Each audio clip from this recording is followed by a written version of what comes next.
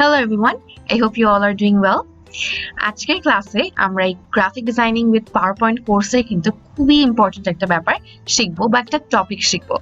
সেই টপিকটা হচ্ছে how to design an identity card. অর্থাৎ আপনি যখন একটা কোম্পানি রান করবেন, আপনার কিন্তু এমপ্লয়ি বা কর্মচারীদের পরিচয় পত্রটা খুবই গুরুত্বপূর্ণ এবং সেটা বানাতে যে আমরা অনেক সময় হিমশিম খাই যে কিভাবে ডিজাইন করব, কিভাবে আমরা পুরো জিনিসটাকে সুন্দর করে প্রেজেন্ট করব। আজকে আমরা সেই সমস্যারই সমাধান দেখব।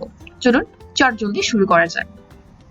আমরা ইনসার্ট অপশনে যে শেপসে ক্লিক করব এবং আমরা দেখতে পাচ্ছি ফ্লো চার্ট অপশনে যে কিছু সুন্দর সুন্দর শেপস রয়েছে, এখান থেকে আমরা এই অফ পেজ কানেক্টরটাকে ড্র্যাগ করব।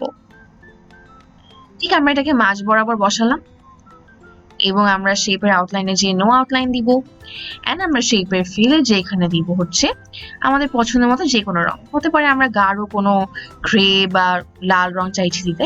আমার কাছে মনে হচ্ছে এখানে গ্রেটা কিন্তু খুব স্ট্যান্ডার্ড একটা কালার লাগছে। এরপরে আমরা এই অংশটাতে একটা ছবি বসানোর জায়গা রাখতে পারি। ধরা যাক আমি চাইছি আমার এমপ্লয়ির পিকচারটা আমি ঠিক মাঝ বরাবর এখানে বসাবো। আমরা একটু ছোট করব ছবিটাকে, ঠিক মাঝ বরাবর বসাবো। আর ছবির চারদিকে একটা সুন্দর কিন্তু আমি চাইলে বর্ডারে জুড়ে দিতে পারি। বর্ডারের কালারটা আপনি চাইলে আপনার পছন্দ মতো বসাতে পারেন, অথবা আপনি যদি চান যে আপনার ব্র্যান্ডের লোগোর সঙ্গে মিলিয়ে বা কোনো একটা স্পেসিফিক কালার প্যালেটের সঙ্গে মিলিয়ে আপনি বসাবেন, সেটাও কিন্তু পসিবল।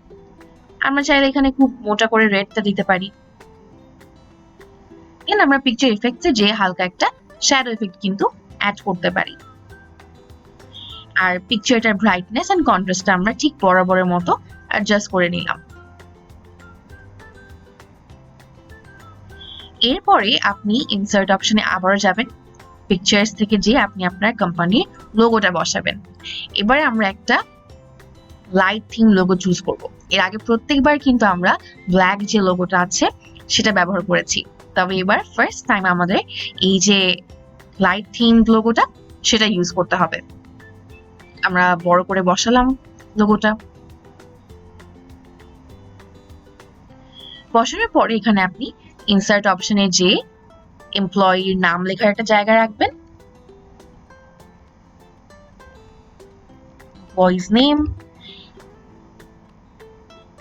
এই ফন্টটা আপনি চাইলে একটু বোল্ড কোনো ফন্ট দিতে পারেন। আমি আজিয়াটা ফন্ট দিব আর আমি সবগুলো আপার কেসে দেব।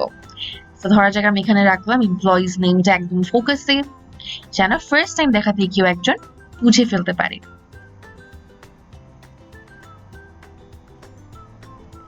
এই সাইজটা কিন্তু আমার ছবির সঙ্গে পুরোপুরি মানাচ্ছে। দিলাম এমপ্লয়িজ নেম। এরপরে নিচে বসবে ডেজিগনেশন। এত বড় করে না, অবশ্যই আমরা ছোট করব। ডেজিগনেশন মানে হলো আপনার এমপ্লয়ি বা আপনার কর্মচারী তিনি কোন পদে আসীত রয়েছেন। আমরা ডেজিগনেশন দিলাম। এরপরে হচ্ছে আমাদের কমপ্লিটলি কন্ট্যাক্ট ডিটেইলস দেওয়া লাগবে। কন্ট্যাক্ট নং। আপনি একটা জিনিস কিন্তু কন্ট্যাক্ট নং এর আগে অ্যাড করতে পারেন, সেটা হচ্ছে এমপ্লয়ি আইডি, যেটা এখন মোটামুটি সবারই কিন্তু রয়ে থাকে। এমপ্লয়ি আইডি আপনি দিতে পারেন। এরপরে আপনি চাইলে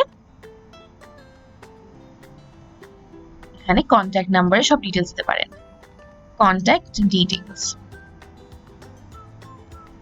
ধরা যাক এই পার্টটা আপনি চাচ্ছেন এভাবেই রাখতে। আর সর্বশেষে আপনার একটা সিগনেচার আপনি কোন একটা এন্ডে যুক্ত করলেন। আমরা একটা ছোট্ট লাইন টেনে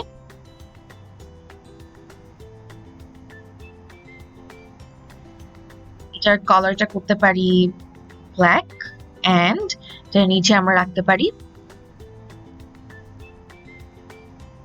ছোট্ট টেক্সট বক্স যেখানে লেখা থাকবে সিগনেচার।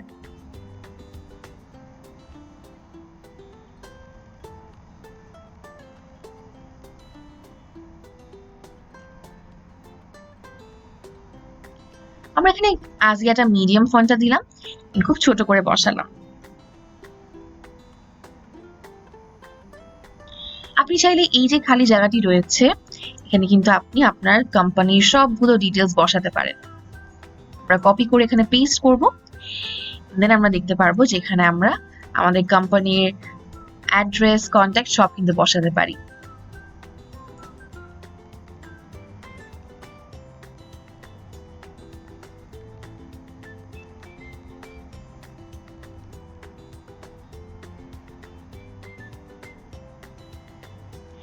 এবারে আপনি চাইলে কিছু external shapes and patterns use করে কিন্তু এই পার্টটা ডেকোরেট করতে পারেন।